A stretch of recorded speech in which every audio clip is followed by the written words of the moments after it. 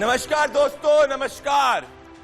अपने विकास के रथ को आगे बढ़ाते हुए प्रधानमंत्री नरेंद्र मोदी ने नोएडा इंटरनेशनल एयरपोर्ट की नींव रख दी, जो एशिया का लार्जेस्ट और वर्ल्ड का, दुनिया का चौथा सबसे बड़ा एयरपोर्ट होगा। ये कहना गलत नहीं होगा दोस्तों कि ये पूरी जो पिच है वो वेस्टर्न उत्तर प्रदेश के वोटर्स को देखकर रखी गई है, जहां मीडिया के हिसाब से भारतीय जनता पार्टी को एक चैलेंजिंग सिचुएशन का सामना करना पड़ रहा है। और वो चैलेंजिंग सिचुएशन इसलिए है क्योंकि कृषि आंदोलन का पश्चिमी उत्तर प्रदेश गढ़ रहा है। सूत्रों के हिसाब से जाट समुदाय भारतीय जनता पार्टी से पिछले 1 साल से नाराज बैठे और चुनावों के करीब आरएलडी और समाजवादी पार्टी का गठबंधन होता हुआ दिख रहा है। तो इस संदर्भ के अंदर प्रधानमंत्री नरेंद्र मोदी ने आज 2 बातों को उसका जिक्र किया। उन्होंने कहा कि उनकी सरकार राष्ट्र नीति और राष्ट्र भक्ति की बात करती है और इसी राष्ट्र नीति और राष्ट्र भक्ति के संदर्भ में बड़े बड़े इंफ्रास्ट्रक्चर प्रोजेक्ट्स को उनकी सरकार और योगी आदित्यनाथ की सरकार आगे ले जा रही है। और हमने देखा पिछले 1 महीने के अंदर पूर्वांचल एक्सप्रेसवे के बाद आज नोएडा का इंटरनेशनल एयरपोर्ट की नींव रख दी गई। तो मतलब साफ है कि प्रधानमंत्री नरेंद्र मोदी विकास की पिच दे रहे हैं और प्रधानमंत्री नरेंद्र मोदी और योगी आदित्यनाथ की ये पिच जो है ये कह रही है कि पिछड़ा हुआ उत्तर प्रदेश, उनके हिसाब पिछड़ा हुआ उत्तर प्रदेश को वो अब विकास के रथ पर लेके जा रहे हैं। और उन्होंने ये भी कहा है कि पिछली सरकारों ने उत्तर प्रदेश को गरीब रखा था, पिछली सरकारों ने उत्तर प्रदेश के अंदर कानून का राज नहीं रखा था। देखने की बात यह भी गौर की थी कि मुख्यमंत्री योगी आदित्यनाथ ने स्टेज से जिन्नावादियों को एक वार्निंग दे दी। तो जैसे इलेक्शन करीब आ रहा है दोस्तों, भारतीय जनता पार्टी की रणनीति साफ है और रणनीति बहुत सिंपल है कि एक तरफ हिंदुत्व की बात की जाएगी और दूसरी तरफ विकास की बात की जाएगी। और उनके हिसाब से समाजवादी पार्टी की तुष्टीकरण की राजनीति को वो अटैक करने की कोशिश करेंगे और इसको अटैक वो विकास और हिंदुत्व के साथ करेंगे। तो सवाल यही है कि क्या जेवर के बाद अब उत्तर प्रदेश का जो चुनावी रथ है वो जेवर बनाम जातिवाद राजनीति हो रहा है, जेवर बनाम जोड़ तोड़ की राजनीति हो रहा है। ये सवाल उत्तर प्रदेश की जनता पूछ रही है और मैं उत्तर प्रदेश की जनता के वकील के रूप में आज ये सवाल पूछ रहा हूं। और इसीलिए मेरा आरोप, जो देश की जनता का आरोप है, मेरा आरोप आप अपने टेलीविजन स्क्रीन पर दोस्तों देख रहे हैं कि क्या यूपी में अब जोड़ तोड़ बनाम विकास की राजनीति उत्तर प्रदेश चुनाव का चुनावी नैरेटिव होने वाला है। और मेरी दलील, जो देश की जनता की दलील है, उत्तर प्रदेश की जनता की दलील है कि क्या मोदी योगी की विकास की पिच दिलाएगी चुनावी रनवे पर बीजेपी को जीत। जरा सुनिए मुख्यमंत्री योगी आदित्यनाथ और प्रधानमंत्री नरेंद्र मोदी ने क्या कहा। इतने सालों तक तो उत्तर प्रदेश को ताने सुनने के लिए मजबूर कर दिया गया था। कभी गरीबी के ताने, कभी जात पात की राजनीति के ताने, कभी हजारों करोड़ रुपयों के घोटालों के ताने, कभी खराब सड़कों के ताने, कभी उद्योगों के अभाव के ताने, कभी ठप पड़े विकास के ताने, कभी अपराधी माफिया और राजनीति के गठजोड़ के ताने। यूपी के कोटि कोटि सामर्थ्यवान लोगों का यही सवाल था कि क्या वाकई कभी यूपी की एक सकारात्मक छवि बन पाएगी कि नहीं बन पाएगी।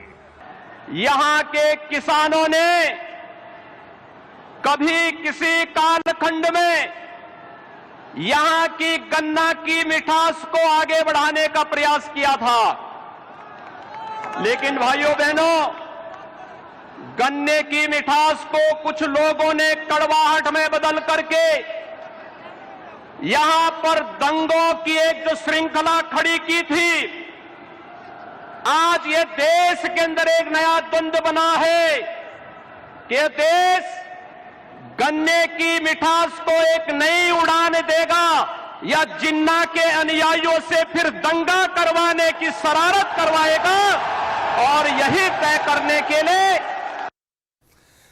सुना आपने दोस्तों, मेरे साथ इस मुकदमे में राकेश त्रिपाठी जी, भारतीय जनता पार्टी के spokes person, Atul Saxena ji, Samajwadi party के लीडर, एमएच खान जी, बीएसपी के सीनियर स्पोक्स पर्सन, और दीपक झा जी, कांग्रेस के लीडर मेरे साथ जुड़ रहे हैं। आप सभी मेहमान इस मुकदमे में जुड़े, बहुत बहुत धन्यवाद। एमएच खान जी, मैं आपके पास आ रहा हूं, मुझे पता है थोड़े समय से आप इंतजार कर रहे हैं, आ रहा हूं एमएच खान जी पर। इस मुकदमे की शुरुआत राकेश त्रिपाठी जी और अतुल सक्सेना जी के साथ करना चाहता हूं, और मैं कहूंगा आपको कि भाई मैं तो बेबाक बोलता हूं और जनता बेबाक सुनना चाहती। तो पहले अतुल सक्सेना जी आप और राकेश त्रिपाठी जी, पहले अतुल सक्सेना जी अपनी दलील रखिए। देखिए अतुल जी, मुझे लग रहा है आपके खेमे में घबराहट हो रही है।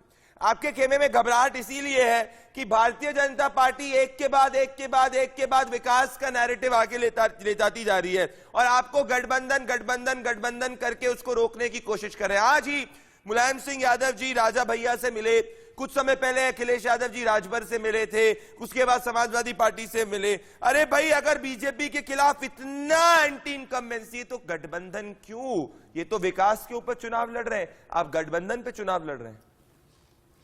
देखिए प्रदीप जी, आप जो बोलते हैं मुझे बड़ा अच्छा लगता है। Impress the way you speak, number 1। Number 2, आपको मेरी आवाज मिल पा रही है प्रदीप? बिल्कुल आ रही है, बिल्कुल। अच्छा। 100% बोलिए। नंबर 2, जो आज आपने विकास की बात करी, देखिए आज मेरे को जो फोटो अभी जहाँ चल रहा था आपकी स्क्रीन पे, मुझे उस फोटो में एक दूर से हेलीकॉप्टर नजर आ रहा था अडानी जी का, और उनका फोटो आपने नहीं दिखाया। देखिए ये जाके भूमि पूजन तो करते हैं, परंतु जाकर के अडानी जी को फिर से बेच दे रहे हैं आने वाले समय में, या बेचने की योजना, तो भूमि पूजन उनसे करा लेते ना। लखनऊ एयरपोर्ट का जो सारा दामोदार है वो अडानी जी को दे दिया, और जनता त्राहिमाम कर रही है। आप देखिए, जो मोदी जी हवाई चप्पल वालों को हवाई जहाज में बैठाने का वादा करते थे, वो बेचारा अपनी मोटरसाइकिल में, स्कूटर में तेल नहीं भरवा पा रहा है। तो देखिए विकास कहाँ है, मैं जानना चाहता हूं किस मुद्दे पे इन्होंने विकास किया। और देखिए दूसरा जो है, जिस रनवे की आप बात करते हैं, कुशीनगर एयरपोर्ट जो हमारे द्वारा बनवाया गया रनवे था, उस पे इन्होंने अपना रॉकेट उतारने का काम कर दिया, प्लेन उतारने का काम कर दिया। मोदी जी ने दुष्प्रचार करने का। राकेश जी हंस रहे हैं तो नहीं, राकेश जी तो हंसेंगे ही, क्योंकि हंसने के अलावा इनके पास है क्या? मैं पूछता हूं उनसे, तो कुछ है नहीं, मुंह तो खोलना ही है ना। अब बताने के लिए, हंसने के लिए। अतुल जी आपने अपनी दलील रखी। अतुल जी देखिए, अब ये डिबेट बहुत फायरी होगी समय के साथ, अभी ओपनिंग दलील आप दोनों को रखने का मौका देखा हूं। देखिए राकेश त्रिपाठी जी, आप अब कई बार मेरी टीम ने बताया कि आपको शायद से अगर जुकाम होगा तो दवाई ले लीजिए, पर कोशिश करिए कि आप दवाई लेने के पहले आप मेरे शो पे अभी बने रहें। मुझे बताइए राकेश त्रिपाठी जी, ये तो कह रहे हैं कि आप क्रेडिट स्नैचिंग कर रहे हैं, आप काम उनने किया, आप सिर्फ और सिर्फ इनॉग्रेशन कर रहे हैं, और ये सिर्फ इनॉग्रेशन चुनाव के करीब हो रहा है, जिससे कि आपको चुनाव का इसमें फायदा मिल सके। ये ऐसा आप बताइए, इस पे क्या कहेंगे राकेश त्रिपाठी जी? आज मैं देख रहा था कि लाल टोपी वाले आज छुट्टी पर थे। आज जेवर एयरपोर्ट के आसपास लाल टोपी लेकर के और समाजवादी पार्टी का झंडा लेकर के आज दिखाई नहीं पड़े। हम सुबह से इंतजार कर रहे थे, क्योंकि आएंगे ये इस एयरपोर्ट को अपना एयरपोर्ट बताने के लिए, अपना झंडा गाड़ने के लिए आएंगे। समाजवादी पार्टी का एक पुराना नारा है, समाजवादियों का नारा है, खाली प्लाट हमारा है, सत्ता जब तक रही है। कोई विधवा की जमीन हो, दलित की जमीन हो, गरीब की जमीन हो, तुरंत उस पर अपना समाजवादी पार्टी का झंडा लगाओ, लाल टोपी लगाओ और पहुंच जाओ कि समाजवादियों का नारा है, खाली प्लाट हमारा है। लेकिन जब सत्ता में नहीं है तो सरकारी प्रोजेक्ट का जैसे ही उद्घाटन होगा, उसका शिलान्यास होगा, तो तुरंत ये कहने शुरू कर देंगे कि ये तो हमने बनाया था, ये फीता काट रहे हैं। लेकिन आज राकेश जी आप बताइए, ऐसा कोई दावा नहीं आप बताइए कि आपने हमारे द्वारा परिवर्तन कैसे आया नहीं करा उत्तर प्रदेश में? मैं जानना चाहता हूँ आपसे, कुशीनगर एयरपोर्ट की बात हो, लखनऊ मेट्रो की बात हो, और आज 4 एयरपोर्ट से परिवर्तित होकर के 9 एयरपोर्ट हमने बढ़ाने का काम किया। हमारे पिछले इतने वर्षों में केवल 4 एयरपोर्ट और आज 9 एयरपोर्ट 10 एयरपोर्ट आप खुद लेना चाहते हैं, जनता समझती है, जनता समझदार है। 5 एयरपोर्ट वाला आने वाली नहीं है। 5 किसी राज्य में, आप बताइए आप जनता के लिए क्या कार्य करें? आप गिनवा नहीं सकते सरकार आप आगामी आगामी विधानसभा चुनाव को देखते हुए समझ में नहीं आएगा। आप क्रेडिट चोर चल गए, भूमि पूजन कराने चले गए, एमएच खान जी, एमएच खान जी, किससे पैदा होगा? एमएच खान जी, दीपक झा जी, पहले एमएच खान जी और एमएच खान जी मेरी बात सुनिए। एमएच खान जी, राकेश त्रिपाठी जी ने कहा कि वो एक्सपेक्ट कर रहे थे कि समाजवादी पार्टी के लोग आज जेवर एयरपोर्ट के पहले मानेंगे कि वो उनका। देखिए जनता अगर समझदार है तो जनता निर्णय कुछ समय में करने वाली है। अतुल जी और राकेश त्रिपाठी जी, मैं कह रहा हूं पर इस वक्त एमएच खान जी मुझे एक चीज बताइए। अच्छा, एमएच खान जी के पास आरोप है। देखिए अतुल जी और राकेश त्रिपाठी जी, मुझे एक चीज नहीं समझ में आ रही। मुझे ऐसा लग रहा है राकेश त्रिपाठी जी कि कहीं ना कहीं आपके अंदर भी एक घबराहट है, क्योंकि मैं देख रहा हूं कि इतने बार प्रधानमंत्री नरेंद्र मोदी उत्तर प्रदेश आ रहे हैं, उनका हक क्या आना चाहिए, पर क्या ये आपका इंटरनल सर्वे कुछ ऐसा कह रहा था कि भाई बीजेपी पीछे होती जा रही है, इसीलिए इलेक्शंस के पहले सब विकास की परियोजनाओं को लॉन्च कर दो और हिंदुत्व और विकास के ऊपर ही चुनाव जीता जा सकता है? मुझे ऐसा तो नहीं है, एक घबराहट वाली स्ट्रैटेजी लग रही है आपकी, और घबराहट के अंदर इस तरीके से बड़ी पिच हो रही है राकेश त्रिपाठी जी? नहीं प्रदीप जी, मैं ऐसा नहीं मानता हूं। देखिए, देश के प्रधानमंत्री उत्तर प्रदेश से एमपी है, मेंबर ऑफ पार्लियामेंट है। ये हर उत्तर प्रदेशवासी के लिए बहुत गौरव की बात है। वैसे उत्तर प्रदेश के लिए ये बहुत गौरव की बात है कि उत्तर प्रदेश से देश में सबसे ज्यादा प्रधानमंत्री लिए है। वो अलग बात है कि उत्तर प्रदेश की तस्वीर और तकदीर जिस तरह से अब संवारी जा रही है, इससे पहले कभी नहीं संवारी गई। इस देश में पहली काली सड़क अगर गांव तक पहुंची थी तो तब पहुंची थी जब इस देश में member of parliament Uttar Pradesh से लखनऊ से जुड़ करके गए थे अटल बिहारी वाजपेयी जी। और आज एक्सप्रेस वे का प्रदेश अगर उत्तर प्रदेश बन रहा है तो तब बन रहा है जब नरेंद्र मोदी जी आज उत्तर प्रदेश से एमएच खान जी आएंगे। राकेश त्रिपाठी जी, देखिए एमएच खान जी, राकेश त्रिपाठी जी कह रहे हैं विकास हुआ है, समाजवादी पार्टी कह रही है कि विकास नहीं हुआ है, समाजवादी पार्टी कह रही है कि उत्तर प्रदेश के अंदर परिवर्तन की हवा है। इस बीच के अंदर बीएसपी तो कुछ कह ही नहीं रही। बीएसपी कह भी रही है तो बहुत कह रही है जो ज्यादा जनता तक सुनाई नहीं दे रहा। कह रहे समाजवादी पार्टी भी बीएसपी को सीरियसली नहीं ले रही, भारतीय जनता पार्टी भी बीएसपी को सीरियसली नहीं ले रही। बीएसपी जैसी पार्टी क्यों नहीं चुनाव के नैरेटिव के अंदर है? बीएसपी की क्या परिकल्पना है उत्तर प्रदेश के लिए? एमएच खान, ये देखिए, आप सोच सकते हैं और ये अपोजिशन के लोग सोच सकते हैं। हमारी पार्टी ने 70% लोगों को टिकट फाइनल कर दिया है, वो अपने क्षेत्र में काम कर रहे हैं। ये हवाई जो बातें चल रही हैं, जे एयरपोर्ट का अधिग्रहण किसने किया था? बहन कुमारी मायावती जी ने किया था। उसका प्रस्ताव बना के कांग्रेस को भेजा था, एनडीए की यूपीए की सरकार थी, उसने रिजेक्ट कर दिया। और एक्सप्रेस वे का शुरुआत किसने किया? जमुना एक्सप्रेस वे बहन कुमारी मायावती जी ने शुरू किया। एक्सप्रेस वे का शुरुआत उत्तर प्रदेश में बहन कुमारी मायावती जी ने किया। और कुशीनगर का एयरपोर्ट किसने शुरुआत किया? बहन कुमारी मायावती जी ने। एक सेकंड, कुशीनगर नहीं, खान साहब मैं अतुल जी को लाना चाहता हूँ। खान साहब, ऐसे नहीं होती है बात। अच्छा बोलिए। अच्छा बोलिए अच्छा बोलिए ना, बोलने लगे। बोलिए नहीं, 20 सेकंड में नहीं हुआ, बोलने लगे। बोलिए ना खान साहब, बोलिए खान साहब, बोलिए। अगर आप अच्छा बोलिए प्लीज। आप अगर जमुना एक्सप्रेस पे जाएंगे और फैमिली के साथ होंगे तो आपको बाथरूम भी मिलेगा, आपको पेट्रोल पंप भी मिलेगा, आपको मंडी स्थल भी मिलेगी और आपको खान पीन का भी इंतजाम होगा। लेकिन अगर पूर्वांचल एक्सप्रेस पे आप जाइएगा परिवार के साथ, तो अगर परिवार में आपके साथ कोई महिला है और उसको वॉशरूम की जरूरत पड़ गई तो जगह नहीं बनी है कहीं, ये चली चला का बेला में जल्दी जल्दी शिलान्यास किया जा रहा है, उद्घाटन नहीं हो रहा है। कोई भी काम इतनी तेजी से इस महीने में, इसी महीने में प्रधानमंत्री जी को आना था बार बार, इसी महीने में गृह मंत्री को आना था बार बार, इसी महीने में भारतीय जनता पार्टी के अध्यक्ष को आना था बार बार। ये पता चल गया है कि भारतीय जनता पार्टी की जमीन खिसक गई है और ये जा रहे हैं। और समाजवादी पार्टी की बात करने हैं आप, समाजवादी पार्टी तो गुंडों की पार्टी है। इन्होंने मुजफ्फरनगर में दंगे कराए, ये गुंडे एक साथ खड़े हो जाते हैं। आज उत्तर प्रदेश में मुजफ्फरनगर में देखिए क्या हालत हो रही है। अच्छा, अब 50,000 मुसलमान और हिंदू सब टेंटों में रह रहे थे, तो गुंडों की सरकार थोड़े बनाएगा कुछ। खान साहब मेरी बात सुनिए। अब मैंने आपको बोलने का पूरा मौका दिया, मैंने अब आपने पूरी अपनी दलील रखी, मेरी बात सुनिए। अतुल जी, ये आपको कह रहे हैं कि आपके अंदर गुंडे हैं। अब आप दलील नहीं है, ये हकीकत है। हकीकत दलील नहीं है, ये हकीकत है। हकीकत है, हकीकत। अतुल जी, आपको तो आप और फिर आपने अलायंस भी साथ में दोनों ने कर लिया था, जब इतना विरोधाभास था मुजफ्फरनगर, अलायंस भी कर लिया था आप दोनों ने 2019 में, ये सब जानते हुए। देखिए प्रदीप जी, हमने झटक भी दिया था ना। हमने जब देखा चुनाव के बाद तो झटक भी दिया था, हमने झटक दिया था, मतलब छोड़ दिया, हमने हाथ छड़ा लिया था, भगा दिया था, हमने जाओ तुम इस लायक नहीं हो। जवाब दे अतुल जी। लायक नहीं समझते वो आपको, लायक नहीं समझते वो आपको। अतुल जी, एमएच खान जी बोलिए। प्रदीप भाई देखिए है क्या, ये गुंडों की पार्टी का सवाल वो कर रहे हैं जो मुख्तार अंसारी को टिकट देने का काम करते हैं, ठीक है ना। तो गुंडों की पार्टी किसकी पार्टी है, खान साहब को पता होना चाहिए। रहा सवाल झटकने का, अरे जनता ने इन्हें झटक दिया। उत्तर प्रदेश की जनता ने, जो इन्होंने मूर्तियों पे पैसा जनता का बर्बाद किया। आपको 5 एमपी बने, हमारे 10 एमपी बने भाई। आपके तो 5 एमपी बने, हमारे 10 एमपी बने। अभी हकीकत तो हम हुआ बोलते हो। अरे हमारे 10 एमपी बने। मुजफ्फरनगर कांड हुआ कि नहीं, बताओ ना, बताओ ना। हजारों मुसलमान हिंदू मारे गए, खून बहा, नदियां बह गई मुजफ्फरनगर में। समाजवादी पार्टी के अलायंस करने का नतीजा है। सवाल उठेगा, जिन सांसदों की आप बात कर रहे हैं, सवाल जनता के बीच में है, ये बार बार उठेगा। पश्चिमी उत्तर प्रदेश में आपने भाईचारे को खत्म कर दिया। आप जब दंगा हो रहा था तो सैफई में नाच देख रहे थे। अरे सुनो भाई, सैफई में पूरा परिवार बैठ के नाच देख रहा था। सुनना क्या है, हकीकत जानो। अरे भैया, 2017 अलग होती है।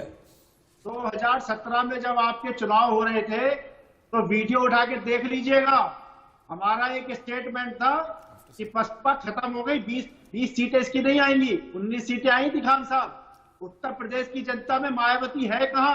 तो जनता को अरे भैया 19 सीटें आए, चाहे 5 सीटें आए, सवाल एक बात है, गुंडागर्दी तो नहीं कर रहे थे हम। भाई भाई को हिंदू मुसलमान लड़ा तो नहीं रहे थे हम परिवार के साथ तो नहीं, एक परिवार की सरकार तो नहीं थी।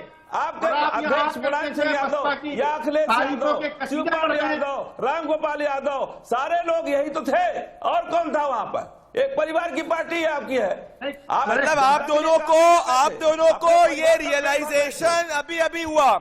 मैं कहना चाहता हूं, मुख्तार, खबरें आ रही है मीडिया के अंदर कि मुख्तार अंसारी जो है इस बार समाजवादी पार्टी के साथ चुनाव लड़ सकते हैं। क्या ऐसा हो रहा है क्या अतुल जी? ऐसा होगा क्या अतुल जी? देखिए, समाजवादी पार्टी किसी गुंडों को, ना तो अखिलेश जी का जब से कार्यकाल आया है, किसी गुंडों को ना तो टिकट देती है ना आगे देने का काम करेगी। राकेश जी को टिकट देने का काम है ये भाजपा के लोग करते हैं, बसपा के लोग नहीं लिया। राकेश जी, मेरे को लगता है कि दीपक झा जी कांग्रेस से हैं, वो थोड़ा सा अपने आप को अकेला महसूस कर रहे हैं। और अकेला वो इसलिए महसूस कर रहे हैं, दीपक झा कांग्रेस से और राकेश त्रिपाठी जी आए इस मुकदमे में, कि शिव भक्ति के बावजूद प्रियंका गांधी वाड्रा, श्रीमती प्रियंका गांधी वाड्रा जी के उत्तर प्रदेश के इतने सारे दौरों के बावजूद आपको ना समाजवादी पार्टी सीरियसली ले रही है, ना बीएसपी सीरियसली ले रही है, ना बीजेपी सीरियसली ले रही है। और grand alliance without Congress. Rakesh Tripathi ji, मैं आ रहा हूं पहले एक बार कांग्रेस के। राकेश त्रिपाठी जी, पहले दीपक। और आम आदमी पार्टी से भी मिला जा रहा है पर कांग्रेस से नहीं मिला जा रहा। दीपक झा जी, एक नेशनल पार्टी के लिए इस तरीके का अपमान, क्या आप कह रहे हैं कि Sanjay Singh is bigger than Priyanka Gandhi Vadra? I am तो शॉक्ड। प्रदीप भंडारी जी, सबसे बढ़िया बात यह है कि आप हमको सीरियस ले रहे हैं। आप जैसा पत्रकार कांग्रेस को लेकर चिंतित है और सवाल कर रहा है, सबसे बड़ी बात यह है। तो अभी देख लिया ना, तो तुम्हें सपा बसपा की आपने यहाँ पे सुन लिया, और केजरीवाल की तो पोल पूरी दुनिया में खुल चुकी है। तो ऐसे लोगों के साथ दूरी बना के रखना ही हमारे लिए सर्वोत्तम है। हम जनता के बीच में हैं, जनता के दिलों में हैं, इससे बड़ा और कुछ नहीं चाहिए। अब आने वाले चुनाव में देख लीजिएगा। लेकिन अब आप ये बताइए, नरेंद्र मोदी जी चुनाव आ गया तो शिलान्यास करने जा रहे हैं। अगर 7 साल हो गए थे, इनको तो लोकार्पण करना चाहिए था, अभी शिलान्यास कर रहे हैं। जनता को आंखों में पट्टी बांध रहे हैं। राकेश त्रिपाठी जवाब दें। झुंझुना दे दिया है। राकेश त्रिपाठी जवाब दें। कह रहे हैं सिर्फ चुनावी शिलान्यास है ये। राकेश त्रिपाठी, कांग्रेस आपको अटैक करी, चुनावी शिलान्यास का आरोप। राकेश त्रिपाठी, कांग्रेस पार्टी की तो हालत ये हो गई है कि कांग्रेस पार्टी का चुनाव निशान है हाथ का पंजा, और इस हाथ के पंजे में 5 उंगलियां होती हैं। 5 ही विधायक इनके पास उत्तर प्रदेश में बचे हुए। चोट करता है हाथ का पंजा, राकेश त्रिपाठी जी याद रखिएगा। जहां पड़ जाता है पंजा, वहां निशान छाप जाता है। उस रायबरेली से चुनाव में हाथ का पंजा ऐसा निशान देगा भाजपा को, भाजपा धरातल के अंदर चली जाएगी। याद रखिएगा, हाथ का पंजा जनता का पंजा है। जनता ऐसे झगड़े में लगाएगी आपको, क्योंकि आप लोगों ने सिर्फ जुमलेबाजी करी है। नरेंद्र मोदी जी होते थे, कहते थे महंगाई का मावी नहीं आता है, महंगाई का मावी नहीं आता है, और आज नरेंद्र मोदी जी महंगाई के नाम पे दूर से पल्ला झाड़ लेते हैं। आप ये सोचिए ना, आत्मचिंतन करिए कि प्रियंका वाड्रा जी नारा दे रही थी, लड़की हूँ, लड़ सकती हूँ, लेकिन उनकी पार्टी की महिला विधायक नरेंद्र मोदी और उनकी पार्टी को पकड़िए, उनसे पूछिएगा जुमलेबाजी कब तक चलेगी, जनता को राहत कब देंगे, देश को लूटना कब बंद करेंगे, देशभक्ति के नाम कब तक लूटोगे भैया देश को। हिंदू मुसलमान नहीं, ये जुमले वाला नैरेटिव। दीपक झा जी, राकेश त्रिपाठी जी मेरी बात सुनिए। दीपक झा जी, ये जुमले वाला नैरेटिव 7 साल से जनता तो नहीं स्वीकार रही, तो मुझे लगता है नए नैरेटिव पे आना चाहिए। जनता नहीं स्वीकारी। पर एमएच खान और राकेश त्रिपाठी मेरी बात बताइए। एमएच खान जी, मुझे समझ नहीं आ रहा। एमएच खान जी, हाँ पूछिए। सवाल का जवाब दे दूं। इन्होंने सवाल उठाया था कि आज तो शिलान्यास नहीं, आज लागू करना चाहिए था। देखिए, ये इनको मालूम नहीं है, जानकारी नहीं है। एयरपोर्ट अथॉरिटी का हमने गठन किया, उसके बाद हमने अधिग्रहण किया जमीन का। जमीनों का अधिग्रहण जब पूरा हो जाता है तब हम शिलान्यास करते हैं। हम कागजों पर काम नहीं करते। आप जिनको पद्म अवार्ड देते हो तो कहते हैं आजादी ही मिली 2014 में। आप किस आजादी की बात कर रहे हैं भैया? कौन से अथॉरिटी की बात कर रहे हैं आप? लोगों से बड़े जुमलेबाज दुखी क्यों है लोग? दुखी क्यों है?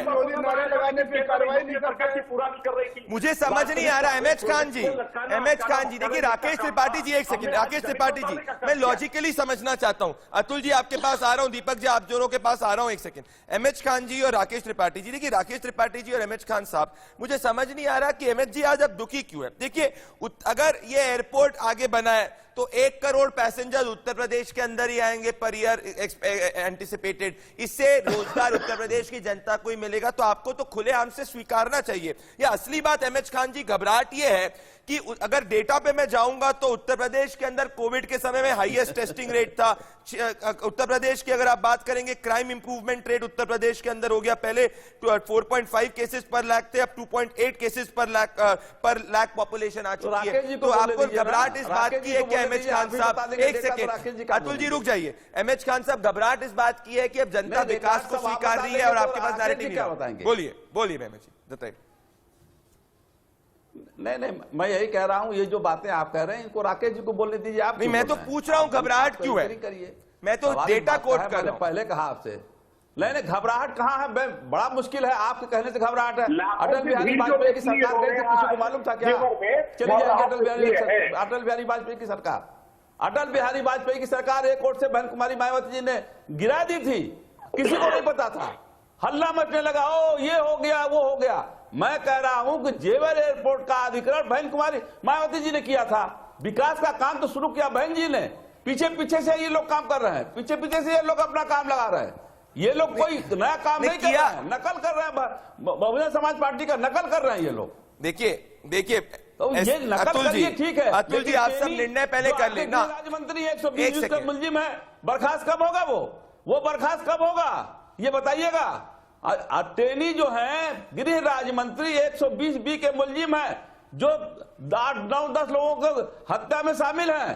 उनको कब गिरफ्तार करिएगा? कब राकेश जी जवाब दें, ये सवाल वाजिब है। एमएच खान जी ने जो सवाल पूछा है ना, एमएच खान जी ने जो सवाल पूछा है, राकेश जी बिल्कुल, एमएच जी यही सवाल, रुकिए एमएच जी मुझे पूछने दीजिए ना, मेरे सवाल मुझे, एमएच जी देखिए, ये सवाल जो पूछा है एमएच खान जी ने वाजिब है। राकेश त्रिपाठी जी, एमएच खान जी जो सवाल पूछ रहे हैं, एमएच जी आप बहुत फायरी हैं, मुझे पता है, मैं सवाल यही पूछ लेता हूं। देखिए एमएच खान जी जो बात कर रहे हैं उसका एसेंस समझिए।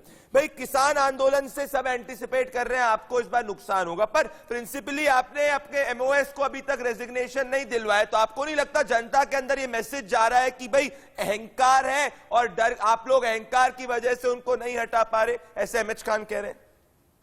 देखिए प्रदीप जी, आप भी जानते हैं कि जेवर पश्चिमी उत्तर प्रदेश में पड़ता है, ये पूर्वांचल में नहीं पड़ता है। पश्चिमी उत्तर प्रदेश के उसी हिस्से में पड़ता है जहां पर किसान आंदोलन रुका, किसानों के नाराज होने का, जाटों के नाराज होने के कई सारे सिगूफे छोड़े जा रहे थे, अफवाहें फैलाई जा रही थी, लाखों की भीड़ आज वहां जुटी हुई थी। ये क्या आज किसान नहीं थे क्या उसमें जाट बिरादरी के लोग नहीं थे क्या?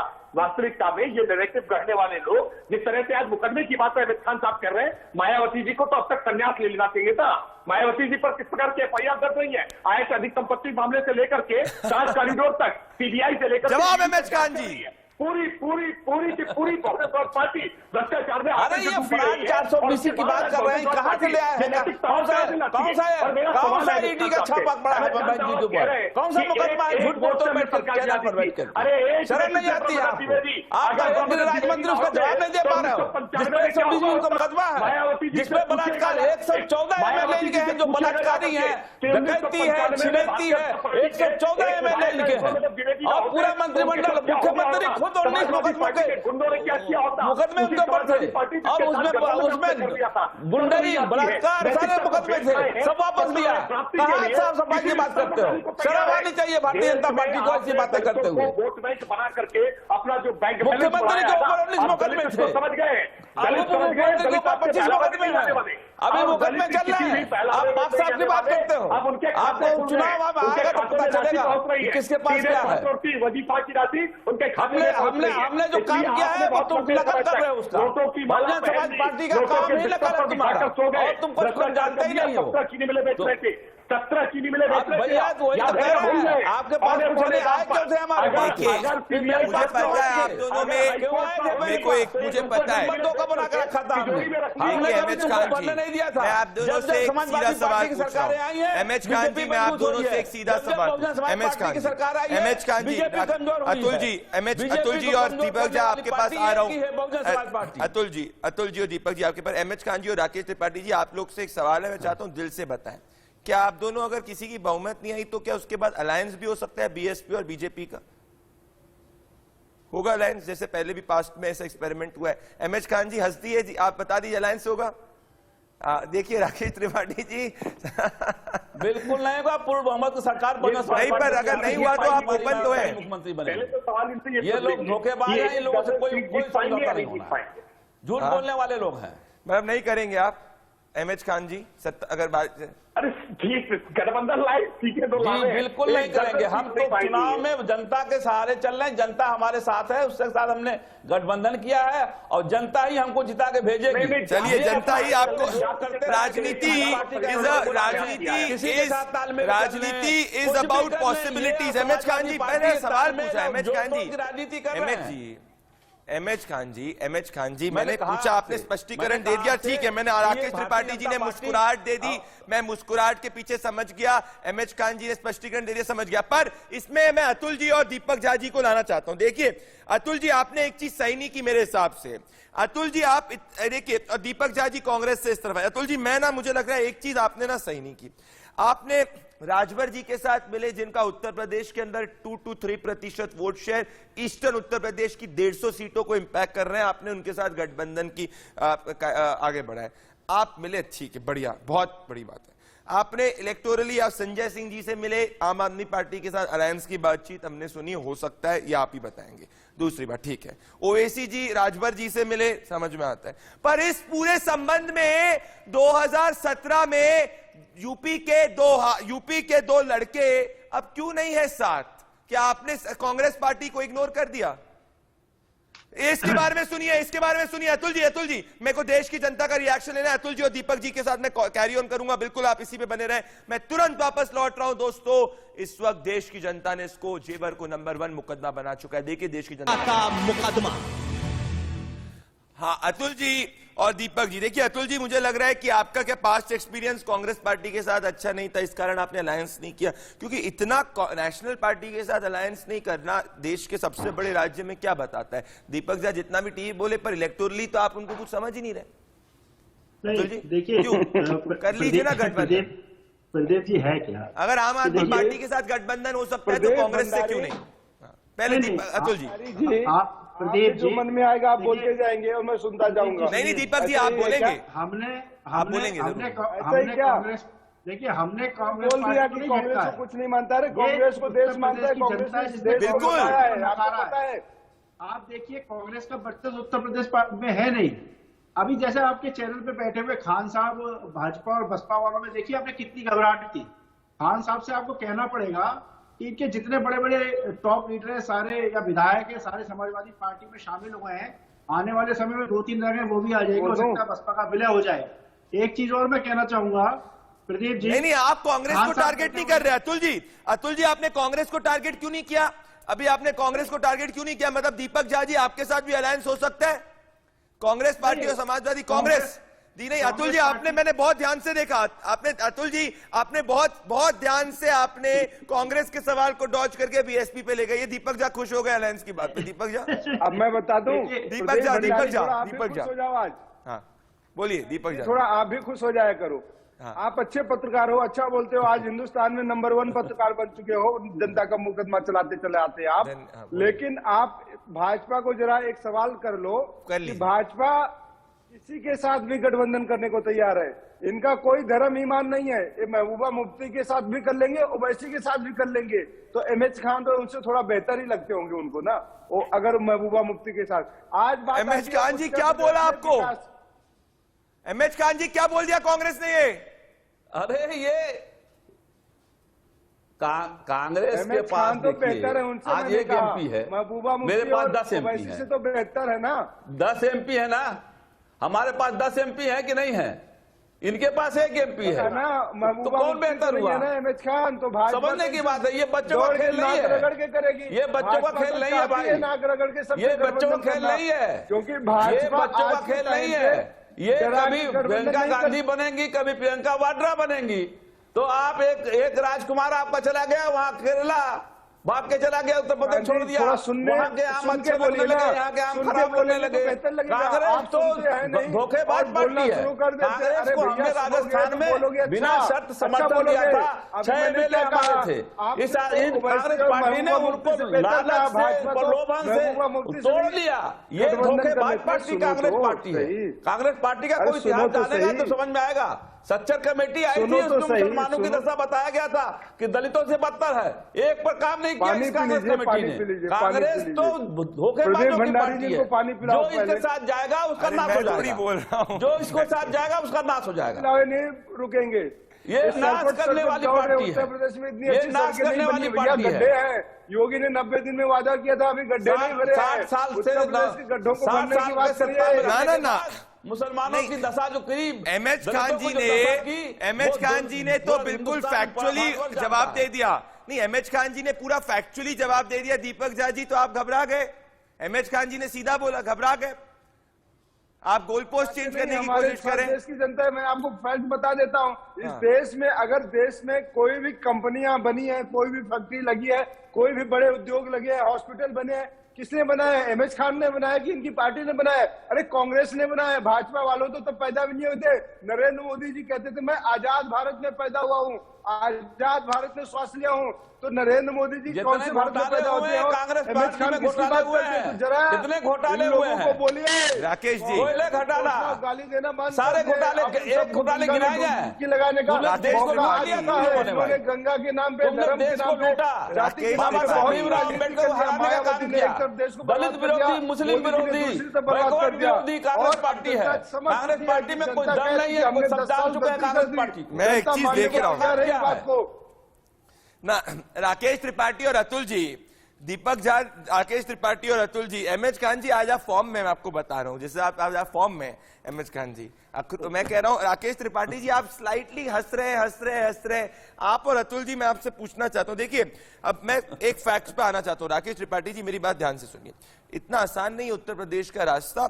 उत्तर प्रदेश के अंदर अगर आप जाके देखेंगे टमाटर का दाम देखिए, टमाटर का दाम क्या आज देश के अंदर, आज आप हाउस होल्ड इन्फ्लेशन की बात करें, हाउस होल्ड इन्फ्लेशन देखिए क्या है। आप कितने भी परियोजनाओं को लागू कर दे, अगर आम आदमी की जेब में पैसे कम होंगे तो आपको नहीं लगता इससे आपको नुकसान होगा? राकेश त्रिपाठी जी देखिए, मैं इस बात को बहुत अभी कह रहा हूं, इस कोविड काल में जब लोगों के लिए आज जीवन का कोविड का रोना दीपक जी एक सेकंड, कोविड के नाम पर तब तक देश को गुमराह करेंगे। देशभक्ति कोविड का रोना खत्म करिए। देश से पहले सुरक्षा का एहसास हो जाए। लोग देश की जनता का खून पी के फल फूल रहे हैं। भाजपा जिस प्रकार से वैसी पार्टी है जो जनता का घर खून से पी पलायन के लिए के मजबूर कर अपने रहे आप को थे, ऐसी विस्तारवादी स्थिति में बता रही है। टमाटर थोड़ा महंगा खा भाजपा का लेंगे, विस्तार, लेकिन सुरक्षा का एहसास होना जरूरी है। यही अपने का बच्चों के लक्ष्य है। मुस्तकबिल संभालना देश का जरूरी है। विनाश भाजपा का लक्ष्य है। संभावनाएं आएंगी, रोजगार के जब अवसर आएंगे तो टमाटर भी सस्ता हो जाएगा। लेकिन टमाटर कभी महंगा होता है, कभी सस्ता होता है।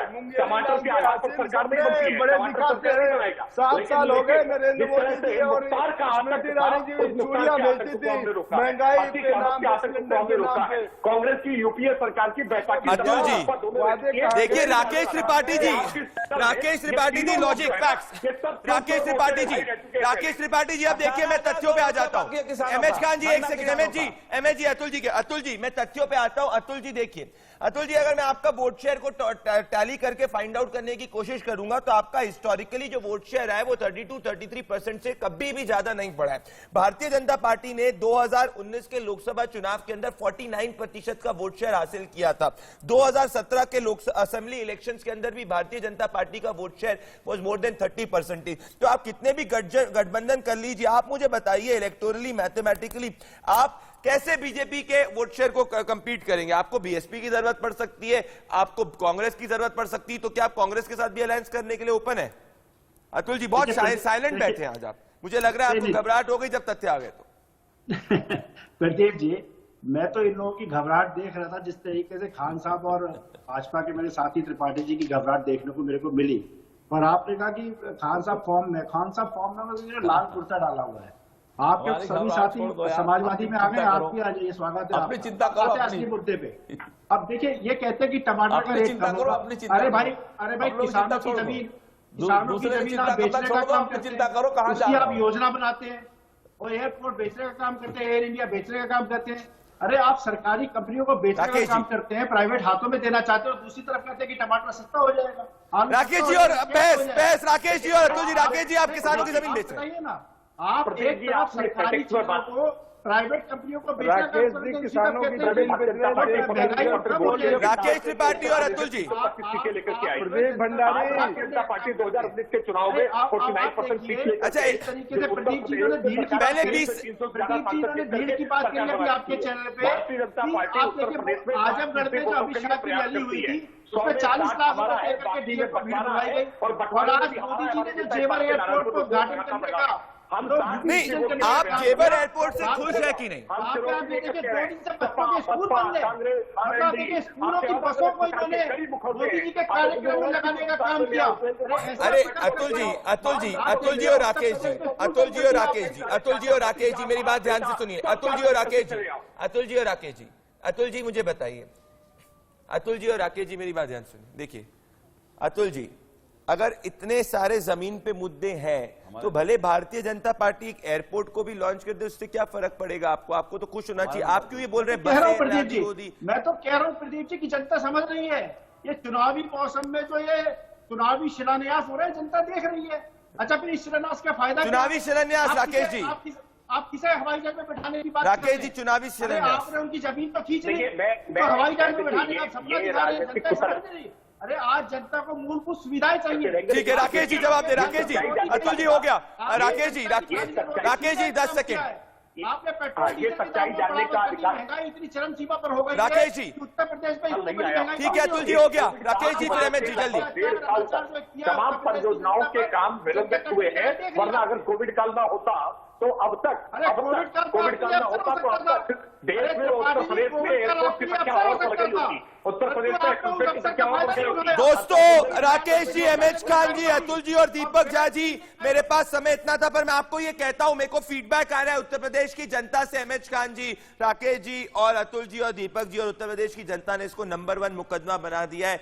देश के हिंदुस्तानी सोशल मीडिया ऐप को पे जाके देखिए, मतलब साफ है, देश जानना चाहता है उत्तर प्रदेश चुनाव में क्या नतीजे आने वाले हैं। हम उत्तर प्रदेश की जनता के मुद्दे उठाते रहेंगे। दोस्तों, मेरा सिंपल लॉजिक है कि भाई अगर कोई एयरपोर्ट है उससे एम्प्लॉयमेंट जनरेशन होगा, उससे उत्तर प्रदेश की जनता का फायदा होगा। मेरे साथ आप सभी जुड़े, बहुत बहुत धन्यवाद। नमस्कार। जनता का मुकदमा।